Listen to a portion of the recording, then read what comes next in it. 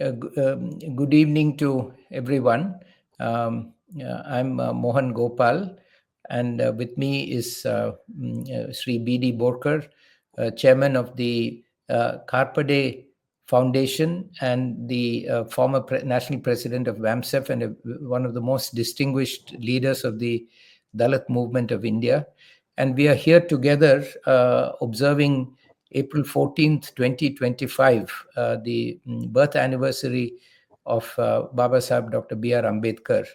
And we will be discussing together a topic which is the counter-revolution against the annihilation of caste agenda of Dr. Baba Sahib Ambedkar, which has occurred since independence in the last 78 years after independence and 75 years after the Constitution.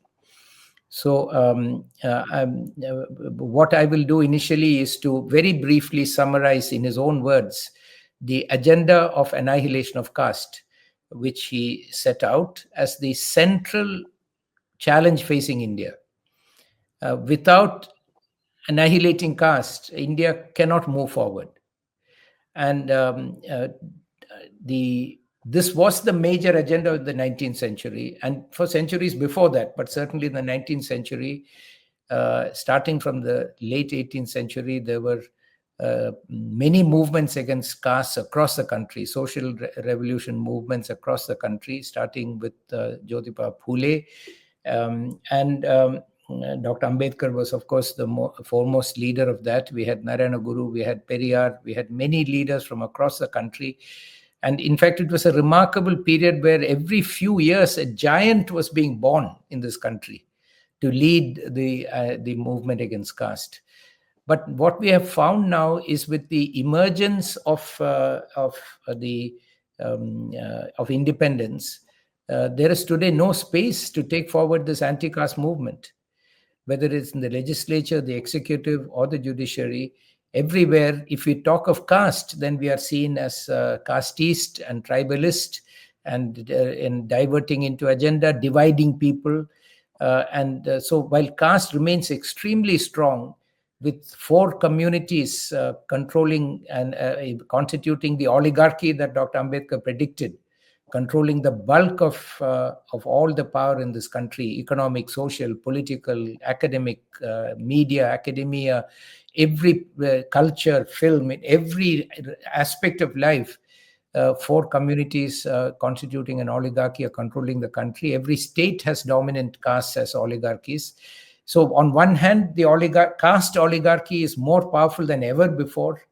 And yet suddenly, after the 19th century, early part of the 20th century, all the anti-caste movements have been stopped and blocked by those who have taken over power. And so there has been a very significant counter-revolution in the last 75 to 78 years after independence, 75 years after the Constitution, against the anti-caste movement of this country, which actually originated with the Buddha from the 6th century BC and has continued and all the time been faced with resistance. But now we are in the middle of great resistance against the anti-caste movement, where we are silenced. We are not able to speak of the caste issue without appearing regressive, appearing like wanting to divide the country and prevent the progress of the country. So today what we want to discuss is to understand the anti-caste agenda mandate that Dr. Ambedkar left us as the central and most important challenge to democratize Indian society in order for us to make progress, whether it's economic, social, or political. And then to discuss the counter-revolution in summary. So this is what we are planning to do. Let me, Mr. Borkar has kindly asked me to begin by describing the summary of the annihilation of caste agenda in Dr. Ambedkar's own words, but I would like to request Mr. Borkar to make any introductory comments if he has, before I move to reading out Dr. Ambedkar's own summary of the annihilation of caste agenda. Thank you, sir. I was traveling but then as we have decided that we must discuss this very important issue, especially the caste is the biggest hurdle in the progress of the not only the backward classes but the country as a whole. And therefore, if the country has to progress, the initial comments which Baba Sahib has written in his plate or the speech which he has delivered the caste in India. There he said, as long as the caste in India does exist, Hindus will hardly intermarry or have any social intercourse with outsiders. And if Hindus migrate to other region on earth, Indian caste would become a world problem. So you see, in the 1916 he is saying this. How big is the caste problem in India? And if it migrates to the other part of the world, then this is a very big problem for the world. So Baba Sahib has said this in the caste in India. At other place, he said who brought this caste, how the caste has come into existence, who are the people who created caste. He said that. In this book itself, he said, who created the caste? So he said, not the Manu. Manu has not created the caste, he said. The caste is, even before Manu, the caste was there. But the caste is created by Brahmins. He is specifically saying, the caste is created by Brahmins. Now, my point is, whoever creates anything, any creation, the first and foremost thing, one creates anything for himself. In his own interest, it is created. So my point is, the caste is created by Brahmins in their own interest. And as you said in the initial remarks, if it is created by them in their own interest, so obviously they do not want it to be eliminated or annihilated. Why? Because once they have created in their own interest, and if it is getting annihilated, then naturally, whatever the interest they wanted to serve out of the caste, they will not be able to serve their own interest. And that is the reason I feel, when we are as a anti-caste movement, when there are various organizations, they are speaking against the caste, they are trying to stop it. And moment we start talking against the caste, then they brand us as a casteist. That is what I feel. Later on, I again participate on this. Thank you for that excellent sort of start about Dr. Baba Sahib Ambedkar telling us over a century ago, predicting that caste will become a problem for the country and for the world. And now we are seeing the anti-caste movement emerge in America and in Europe and in UK and all these places, exactly as he had predicted. So let us focus then on the specific agenda that Baba Sahib set out. It's very important for us to look at that. This is drawn from the response of Dr. Baba Sahib Ambedkar to the comments made by Gandhiji about his undelivered publication, The Annihilation of Caste. And here he's summarizing the principal points which he made in the 1936 speech on annihilation of caste. And this is as follows.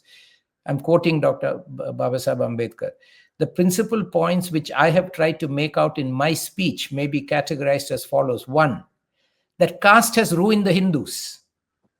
So caste is, this is my words, caste is ruinous, is his first point. Number two, that the reorganization of Hindu society on the basis of Chaturvarnya, so caste is Chaturvarnya, is impossible because the Varna Vyavastha is like a leaky pot or like a man running at the nose. It is incapable of sustaining itself by its own virtue and has an inherent tendency to degenerate into a caste system unless there is a legal sanction behind it which can be enforced against everyone transgressing his Varna. So second point he's saying is that Chaturvarnya is not a viable system on the basis of which to organize society. It has ruined the Hindus, is his first point. Second point is that this is not a basis in which to organize Indian society, Chaturvarnya. Third point is that even if it were possible, the reorganization, now I'm reading his words, the reorganization of the Hindu society on the basis of Chaturvarnya is harmful because the effect of Varna Vyavastha is to degrade the masses by denying them opportunity to acquire knowledge and to emasculate them by denying to them the right to be armed or to be armed independently or to have knowledge independently. So first point is caste has ruined the Hindus, has ruined society. Second is it is not possible to have any society organized on the basis of Chaturvarnya. It's not a practical, implementable, logical system to organize society. Third is that if you still organized it on the basis of Chaturvarnya, it is harmful because it will degrade the masses by denying them knowledge and power. Number four, Hindu society must be reorganized on a religious basis which would recognize the principles of liberty, equality, and fraternity. So basically, 2 points are being made here by Dr. Ambedkar. One is that we cannot be organized on a religious basis which denies liberty, equality, and fraternity. India cannot move forward as long as India is organized on a religious basis where that religion accepts or rejects liberty, equality, and fraternity and accepts autocracy, inequality, and social enmity and division and hierarchy. So therefore, Hindu society must change. Hindu society must change its own religious basis and make liberty, equality, and fraternity the basis of the society. Fifth, he says that in order to achieve this object, the sense of religious sanctity behind caste and Varna must be destroyed. And sixth, he says that the sanctity of caste and Varna can be destroyed only by discarding the divine authority of the Shastras. So for the annihilation of caste, basically, he is saying three things. The earlier parts are, the first 3 points are about the harmful nature of caste. For the annihilation of caste, Baba Sahib identifies 3 steps. One is organize Indian society on a religious basis which accepts the principles of liberty, equality, and fraternity. The religion has to accept the principle of liberty, equality, and fraternity of human beings. Second, that in order to achieve this object, the sense of religious sanctity behind caste and Varna, he doesn't say Jati, Varna must be destroyed. So the idea of Varna having religious sanctity must be destroyed. That's a second of 3 points for the annihilation of caste. The third point is that the divine authority of Shastras must be rejected by Hindu society. These are the 3 points for the annihilation of caste. Very revolutionary points, very frightening points as far as the oligarchy is concerned. And therefore, what has happened is that they set upon this agenda from the very beginning, around the same time as Baba Sahib went to Colombia was the formation of the Hindu Mahasabha. A few years later, in 1925, was the formation of the RSS, and they all focused on countering Baba Sahib's agenda. A few years after, almost in parallel with the publication of Baba Sahib's first paper, was the formation of the Hindu Mahasabha, which was a reaction also, of course, to the formation of the Muslim League a few years earlier. But these 3 forces were emerging almost at the same time. So along with this, one more point, to support his Baba Sahib's 1936 enunciation of the 3 points of the annihilation of caste: reorganize a Hindu religion on the basis of liberty, equality, and fraternity, reject the religious sanctity of caste, and third, reject the religious sanctity and divine authority of the Shastras. To this, he added in 1930, between 1916 and 30, number of times, but articulated 1930 in the Roundtable Conference very clearly, is concerned that India is will be ruled by an oligarchy, ruled by a few people after the departure of the British. And that is exactly what has happened. We are now ruled by an oligarchy. And he put forward representative democracy as the demand of the depressed classes in order to dismantle the oligarchy. And that representative democracy has been systematically suppressed and shelved by using the idea of merit and saying representative democracy basically is a threat against merit. So this is the basis of, this is the background against which the counter revolution has begun. So let me stop here and request Mr. Borkar Saab to kindly comment on the setting the framework of how Baba Sahib saw caste, annihilation of caste, and the role of representative democracy in countering the caste as an oligarchy, and how representative democracy can dismantle the oligarchy. All right, sir. I just wanted to say a few things before I comment on this part. Yes, yes. When he applied for the scholarship, yes, to Maharaja Baroda, yes, and he was interviewed. He was interviewed for that. Yes, yes. So in the interview, he was asked, yes, "What will you do after taking this higher education?" yes, There, yes, he answered. yes, He said, "I'll go there. I'll study all the subjects.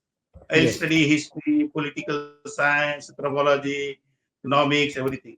And then I'll make economic, a searchlight out of the yes, knowledge which I'll acquire. I'll make a yes, searchlight out of it, and I'll yes, find the ways and means yes, to solve the problems of my people yes, through that searchlight of knowledge." yes. That is what he said. So he I was got, determined yes, right from the beginning, even before going to Columbia University. He was yes. determined what he has to do, Very clear, what very is clear. his objective. Yes, And yes, that objective was he wanted to solve the problems of his people and so also the humanity. yes, And that yes, is why the first thing he did, the yes, first thing he did, while coming in the public movement, the first thing he did is the caste in India. He yes. studied caste in depth. Right, What is this problem? What is this? And then he said this uh, ethnological problem, then Indology. yes. Yeah, what he used the word. Uh, Caste in India, their mechanism, genesis, and development. yes, yes, in that Yes. he used that word. I just sometimes I Yes. exogamy and endogamy. Yes, yes. Endogamy and Yes. exogamy. So he said it is the earlier society there was an exogamy, Right. and the caste is a creation by imposing endogamy on the exogamy. Yes, yes, That is what he said. So this is this is how the caste was created, by imposing endogamy over the exogamy, and this was consciously created by the Brahmins. That is what he has said. This is the caste problem, how the problem arises.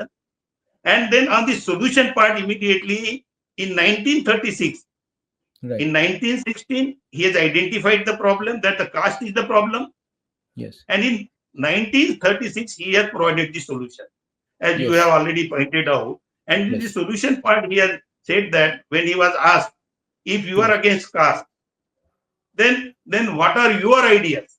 Then what are yes, your ideas? What is the solution to that? There he has said that it should be. He has specifically said here. He said this. Just a minute, sir. I just wanted to read it. What is your ideas of society? yes, He was questioned, what is your ideas of society? If you do not want caste, is a question that is bound to be asked of you. if This you was, ask sorry, me, Borkar Sahab, this you're reading from the interview that he had before going to Colombia. Are you reading no, no, from no, the? no, sir, no, sir.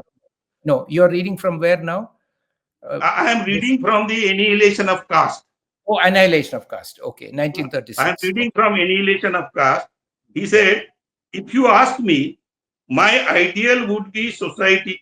My ideal would be a society based on liberty, equality, and fraternity. correct. Here he has said that in the solution part. Yes, yes, Huh? In a solution to destroy the caste, the solution lies in a society which is based on the liberty, correct, equality, and fraternity. Here correct, correct. exactly he has said. Correctly. Now, That's and that's what that is how summarized. he has.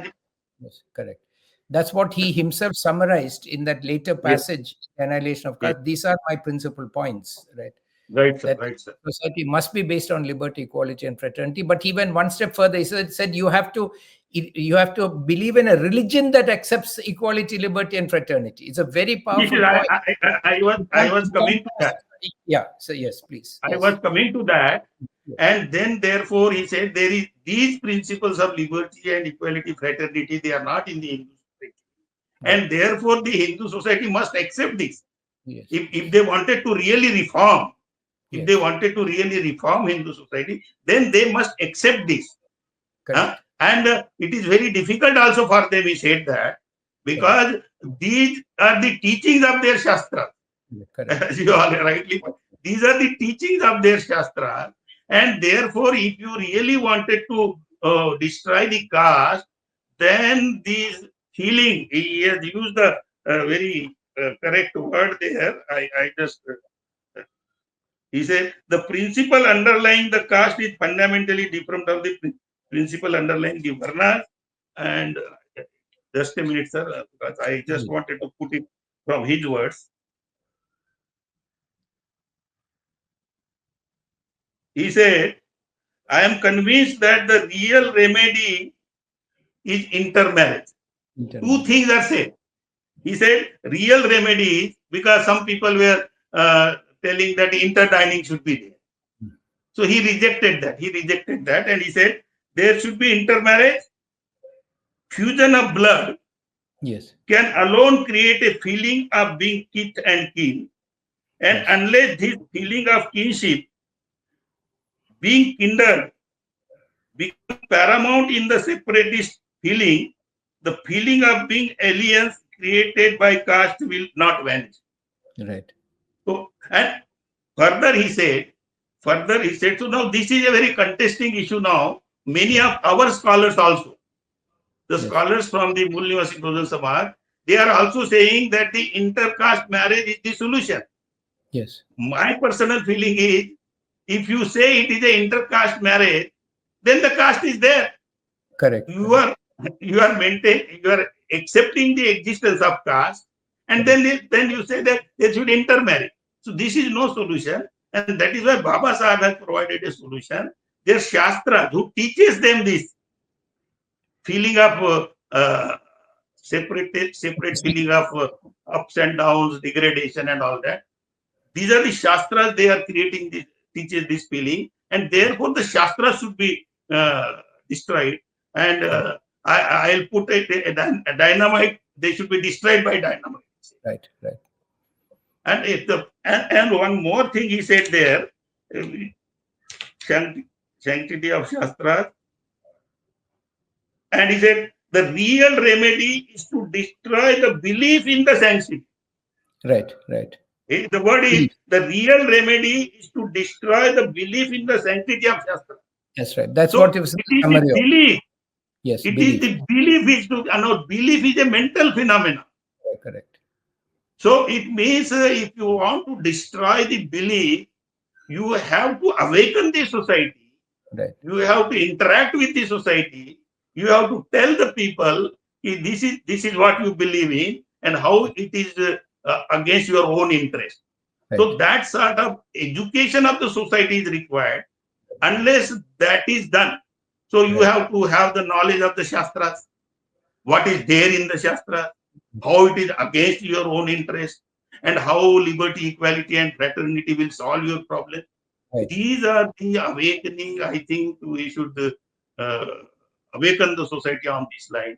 Then Right. only the social revolution we have Right. described in the subject also. The Yes. social revolution will come only through awakening the people, Right. and once they give up their wrong beliefs, Right. then I think we'll be able to bring Right. about the social revolution. And they are using the political system for maintaining it. We'll come Right. to that little later. We'll come to that.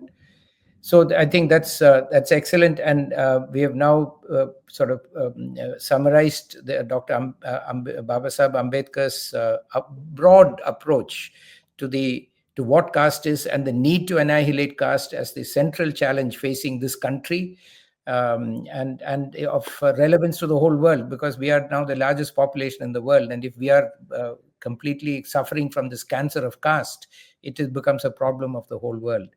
Now, I think one more aspect briefly to say that caste, today our focus is on Baba Saheb Ambedkar, and we'll come back to that. But there was a rich literature starting from Jyotiba Phule and Narayana Guru and others who are also defining caste in different ways, and all complementary, all agreeing with each other, all focusing on the same issues articulated by Baba Saheb. That basic problem is that we have to give up our belief in the Shastras. Right.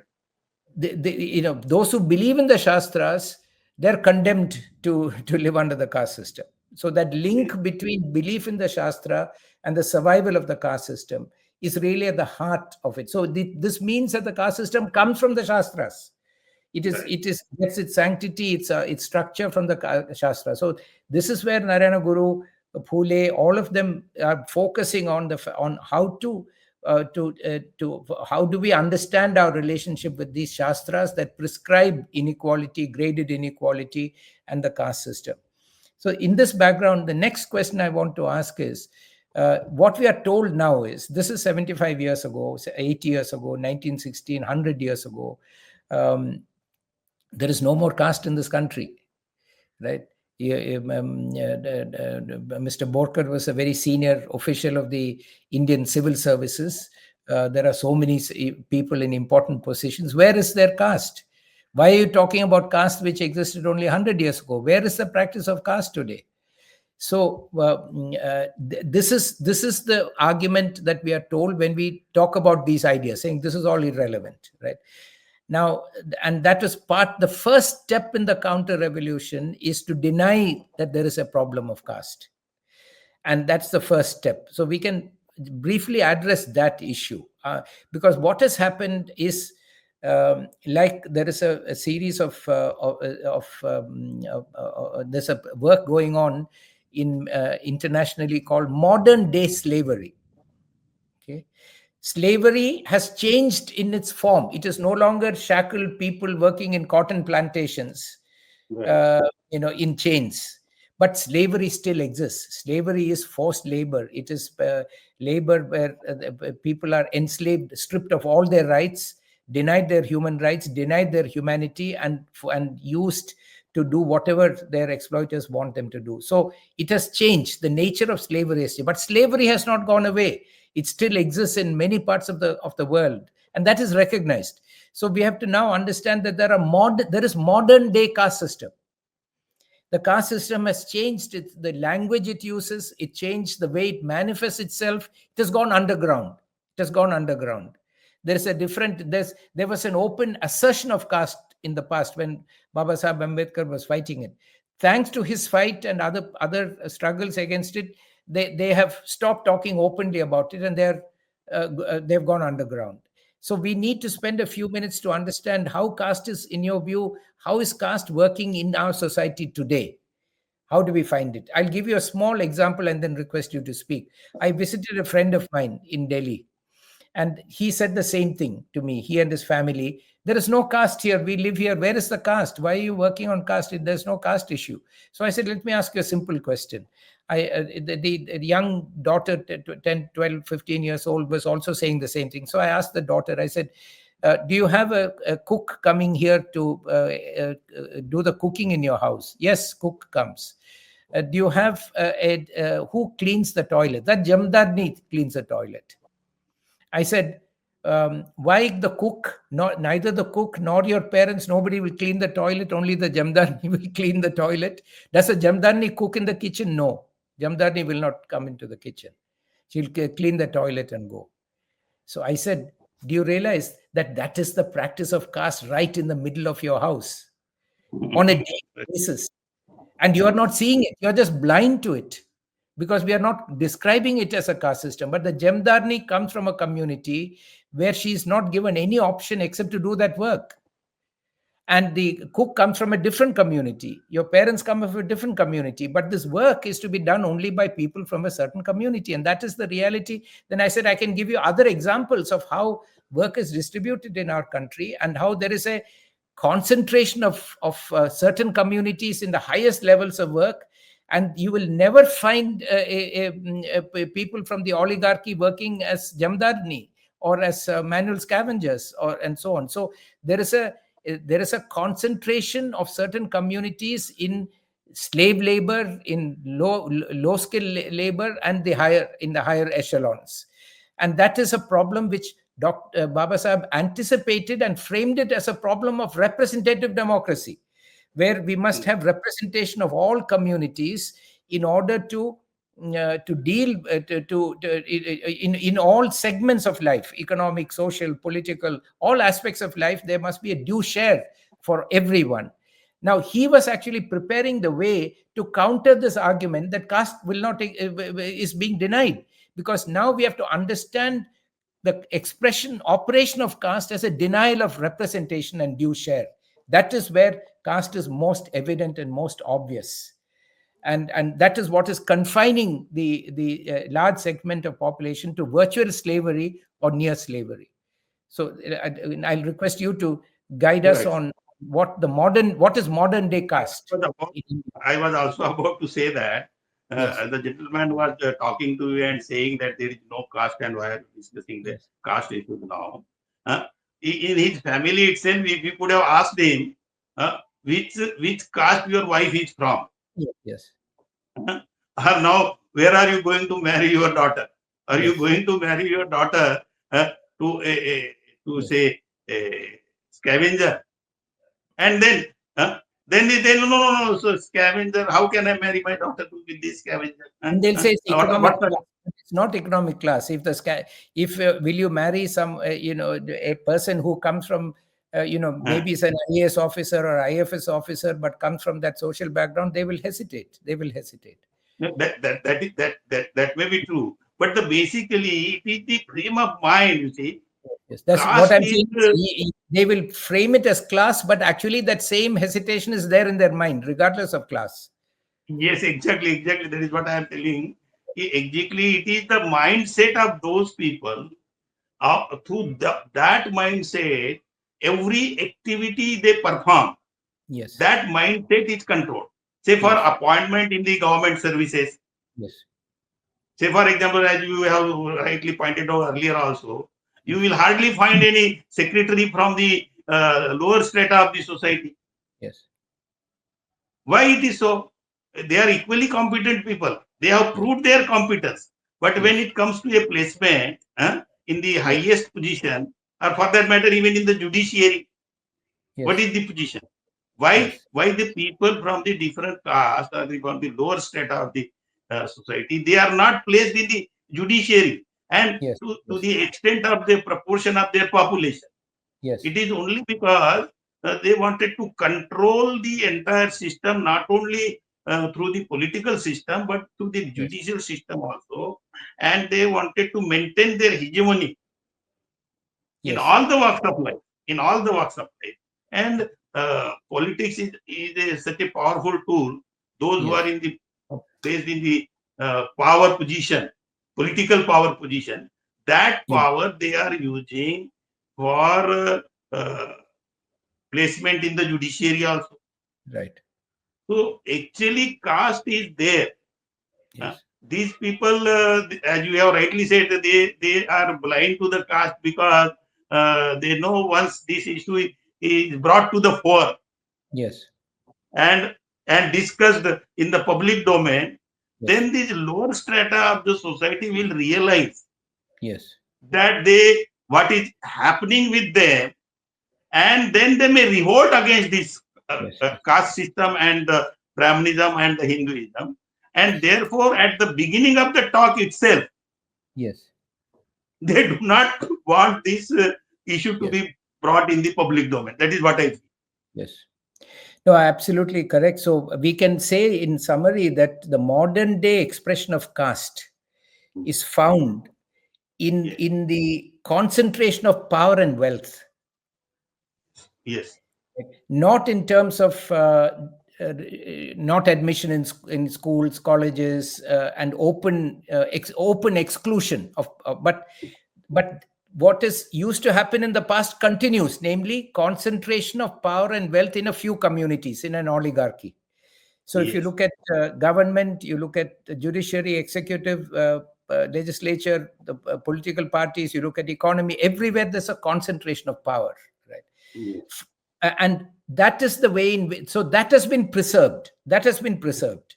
So modern day caste continues in terms of concentration of power and wealth. Now, what Right. is the mechanism which they do it? In the old days, they used to simply say that if you are born into certain communities, you cannot even study, you cannot apply, you cannot prepare to be in any position of power. Now, because of global compulsions and national compulsions and the shamefulness of all this, they are not able to do that. So they have found new ways in which to maintain the concentration of power and wealth in the hands of a few communities. Those, and that has become the practice of casteism. That has become the practice of casteism. Not the old practice was simply saying, no, you cannot enter, you stay out, you cannot. Now they say, okay, you enter, you write the exam, but you'll never get the job. You write the Yes. exam, you're fully entitled. You can apply, but you will not get the job. Very few jobs. I'm arguing a case about Shabarimala, Male Shanti. I've told you the priest in Shabarimala, where, like in the old days, they're saying, unless you're a born Malayalam Brahmin, you cannot even apply. But very few of those positions are left. Now they'll say apply, but you'll never get the job when the selection is done. So we have to now understand that the operation of caste is operating through the control of power and the norms that are being set for the exercise of power. And the norms and the main argument they are using to maintain now openly, publicly, internally, they're ensuring that only people from their communities get power and wealth, most of it. But they cannot express it. So what are the language they're using? They're using the language of merit. Right? This has become, so merit has become the main expression of modern day caste. The idea of merit, the false idea of merit. Now, if we examine that, we'll find that there is so much prejudice. They say, for example, the Supreme Court says you cannot have reservation, mainly appointment of people from the depressed classes in top positions or sensitive positions or scientific positions. And so there is clear statements by the Supreme Court in many judgments that reservation damages merit. Now, if this was not based upon communal prejudice, the solution would have been if people who come from certain institutions may lack merit. People who come from certain other institutions may be well trained, they may have merit. But they're saying people with certain community background. The reservation means representation of certain communities. If you appoint them, regardless of whether they're educated in IIT or at St. Stephen's College or anywhere, but if you appoint them other than through the general quota, through a reservation quota, the quality will go down, the merit will go down. They've defined merit in such a way. But so in the definition of merit, first of all, they're using merit to deny representation and keep the oligarchy. Secondly, even where competition is concerned in merit, they are setting the questions according to their own experience. It's like one at that time, I think sitting judge of the Kerala High Court made a speech in which he said all the top officials of the country should be vegetarians, having sambar, listening to Carnatic music. I can't remember. Basically, he described his own culture and his own lifestyle. And he said, Right. these are the meritorious people who should run the country. So that is a definition of merit. Merit means like us. If you're like us, so they have converted the word upper caste into merit, and merit means belonging to the upper caste, or the so-called upper caste, or the oligarchic communities, in terms of culture, values, attitudes, and so on, which becomes impossible to acquire unless you belong to those communities, because these qualities are acquired only through are peculiar to communities, right? Are peculiar to communities and their upbringing. They share certain values and so on. So they have decided, because they are controlling power, this is merit. So modern day caste is being operated basically through the idea of merit. And this is where we have not yet focused and taken down. Now we should use the word competence and not merit. Right. We want people to be appointed based on competence. In other countries, the word competence is much more used than the word merit. You want a pilot, he should be competent to to be a pilot. You will then have objective measures to measure competence. But here there is no definition of merit, other than what this honorable former judge said in public. Namely, merit means the qualities of my community. That is what is merit. But they are not laying down merit clearly in any of these criteria, and they are operating these tests in such a manner that they will not give a fair chance to those who are not from those communities. So there's no fairness. So I think one of the big issues that we have to the part of the counter revolution against the annihilation of caste is to redefine the caste as merit, and define and not define merit, not talk of competence, not talk of capabilities, but talk of individual qualities and characteristics that really only the dominant oligarchy has, and therefore to keep us out. And that's why we are not getting any opportunity. So I would say, when we talk of caste, we must talk of merit. We must say, okay, there is caste today. Why? Because you have a false idea of merit that is prejudiced and biased. You're reflecting your own the oligarchy caste values and qualities are being used as a criteria for deciding who has power and wealth in this country, and that is today's expression of the caste system. Right, sir. Now, what I wanted to just comment on Yes, these yes, aspects yes, of yes, yes, how can they judge? How yes. can they judge anybody without knowing him on a particular topic or the subject? Correct. They are prejudging us. Yes, that They is are caste. prejudging. Huh? How That is can they caste. for judging anybody? For judging anybody, one should first understand what he knows about the subject. But they are at the beginning itself, they are saying you do not know this, you being from a lower state of the society, you cannot be appointed in the scientific institution, as if Yes, the knowledge is only their domain. yes, Anybody can have a knowledge, you see. If anybody has got an urge to acquire a knowledge, he can be more competent than anybody. And Dr. Babasaheb Ambedkar himself is an example. yes. He himself is an example that there was no competent person of his competency Right. uh, to take up such a Herculean task and drafting the constitution. So these are their ideas of merits, and I don't think they really. I was just trying to put my final and concluding remarks only.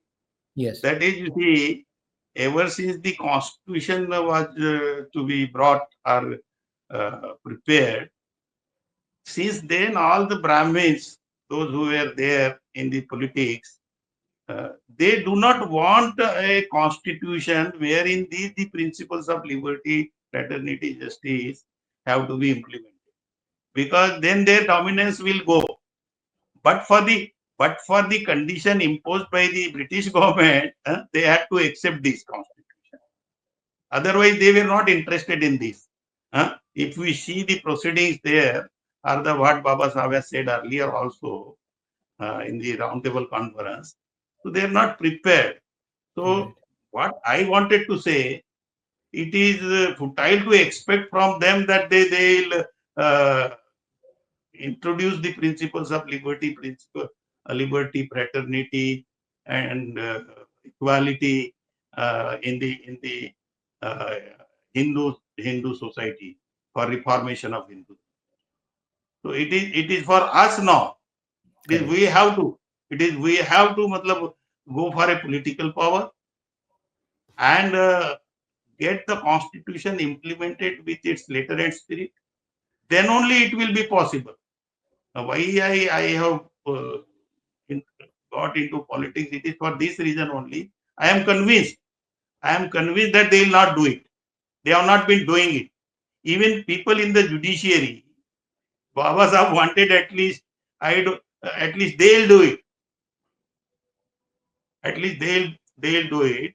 But even the judiciary, again, that Brahminical mindsets are there.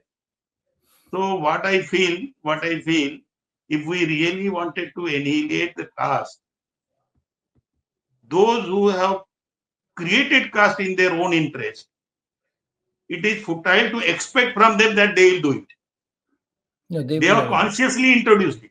They have consciously introduced it.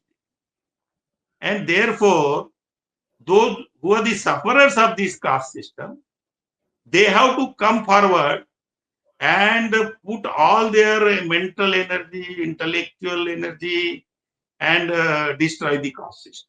And for that, the most potent weapon is capturing the political power. And as you said, the economic power, of course, whatever the economic powers they have now, that also they have gained through the political power.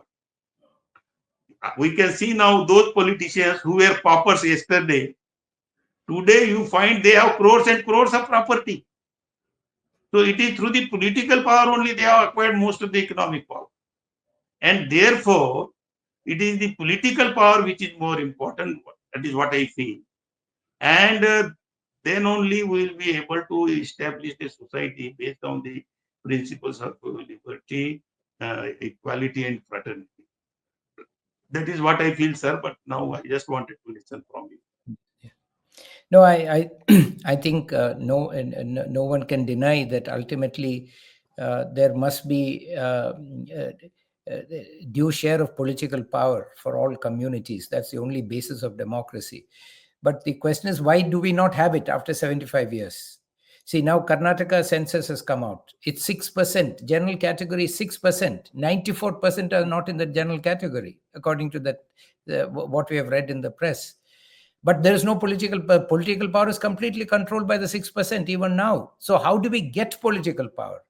And number one. Number two, let us also understand, we know from history that a lot of the change, what we were doing is Okay. tackling the question of the modern day caste, because I think a lot of Right. people who are from the depressed classes are themselves convinced or confused about whether there is caste or not, because the expression of caste has changed.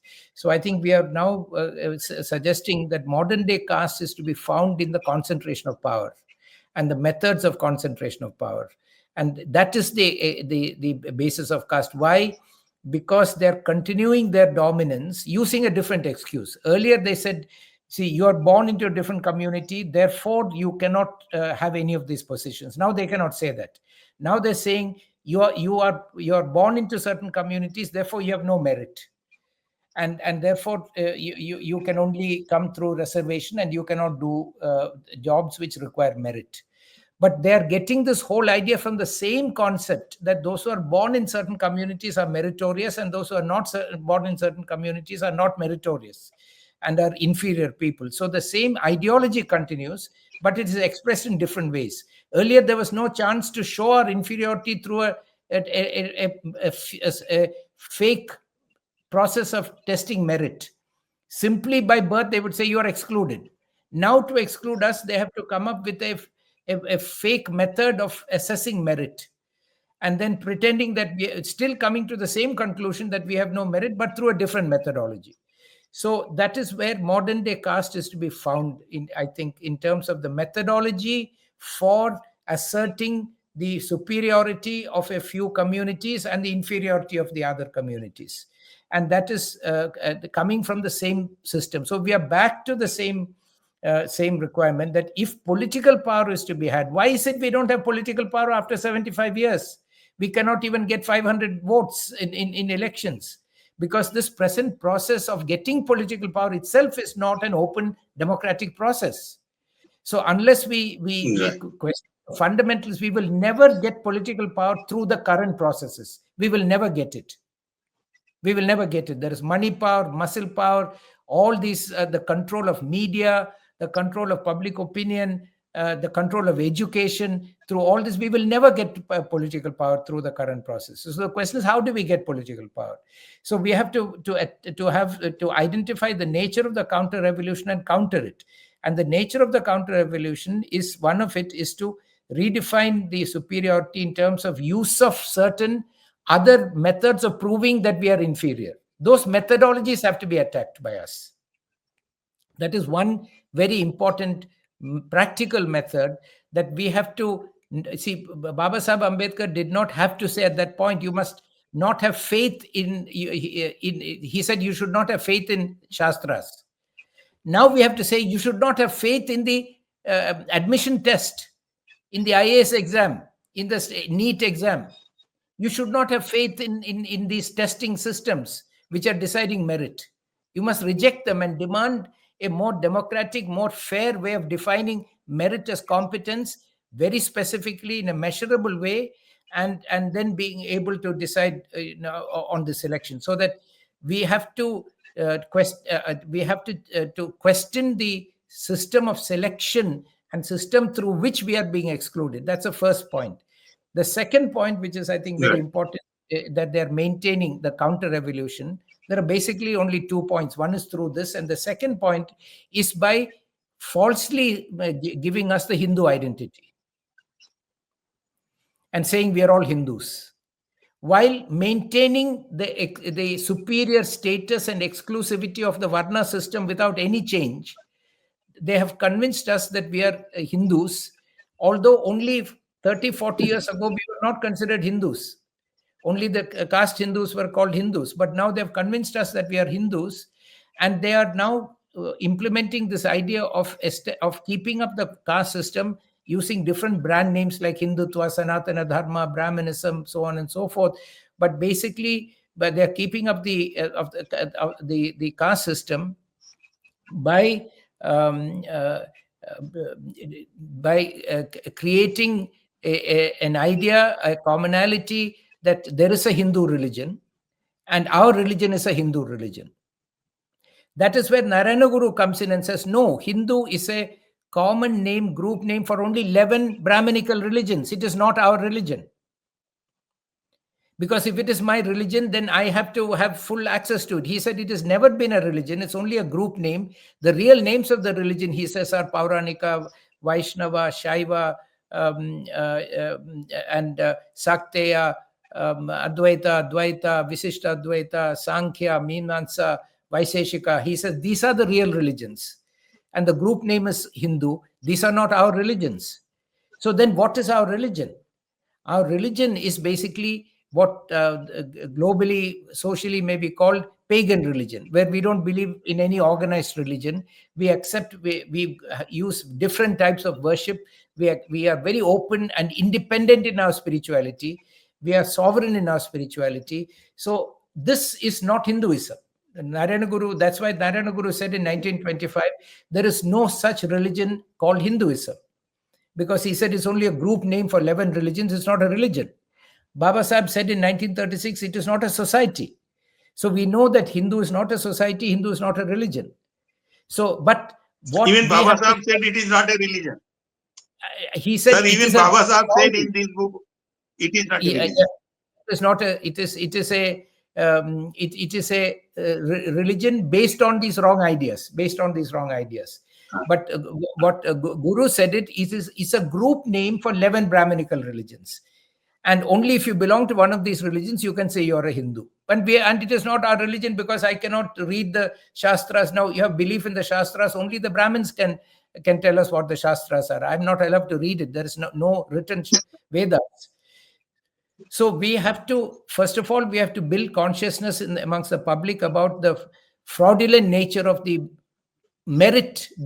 process to determine merit. That is the operation of the caste system is through the operation of a particular system of merit.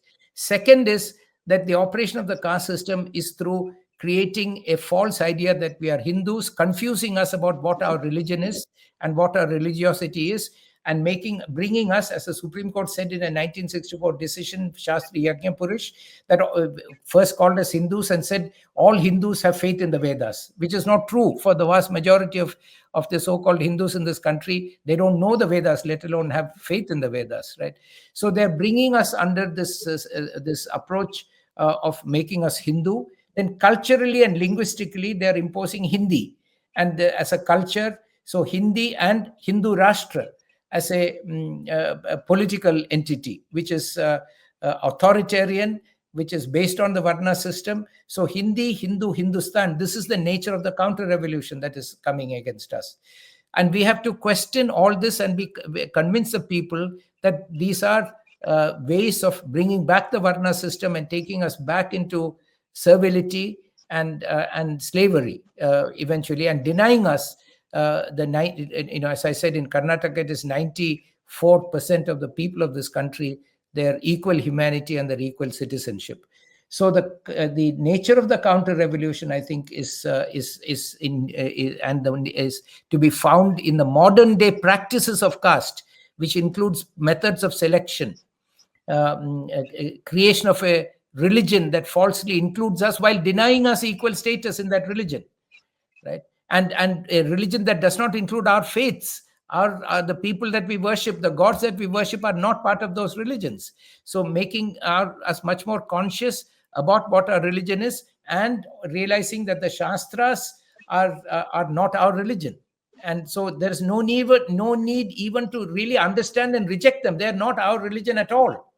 So we have to develop consciousness about our own religion. And for that, also, we have to resist the identity that is being imposed on us, the Hindu identity, and we must develop alternate identities that we are in control of. Dalit is such an identity, Bahujan is such an identity, Mool Nivasi is such an identity, our own community identities are alternative identities. But whatever identities are possible, we must protect them and nurture them and strengthen them, because they are not actually the identities created by the caste structure, and they will resist the imposition of Varna on us through the identity, the Hindu identity, which, as Narayana Guru and Baba Sahib have pointed out, is really not the identity of our religion. So this is, I think, broadly where the annihilation of caste agenda is, where the counter-revolution, what modern-day caste is, what the nature of the counter-revolution is. We have to focus on methods of selection, methods of appointment. That is where caste is living and working today. So we have to closely examine that, reject that, have not faith in any of these systems, and demand that they must be democratized.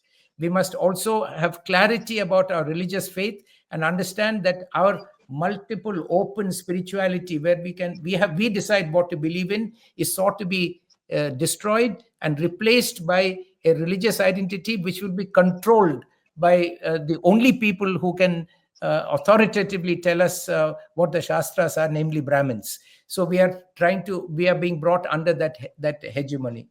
And thirdly, I think we must realize that there is an authoritarian, a fascist state that is sought to be created as a Hindu Rashtra, and therefore we have to fight and defend that Hindu Rashtra is based on unequal citizenship and unequal humanity.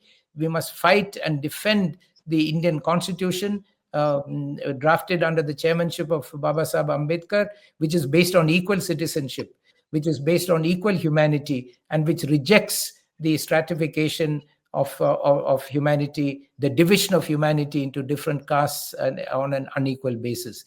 And I think this is what we need to sort of dedicate ourselves to on this on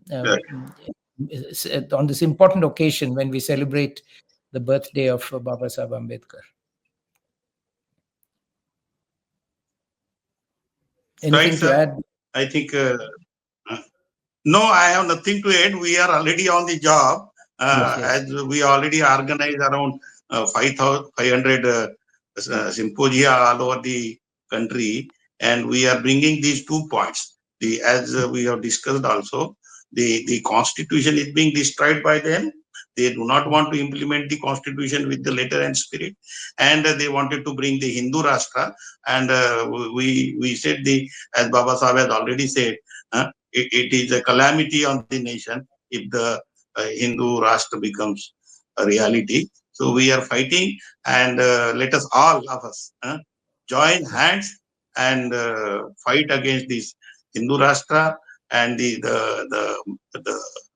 the merits, the type of merits they are deciding us. So Yes. deciding that the merit should be decided. Instead of merit, we will have to work for we have to examine the people uh, for the competency, as you have Yes. said, and Yes. is what I wanted to say. Thank you very much, Borkar Sahib, for your time, and Yes, it was a real pleasure to talk to you. Thank you so much.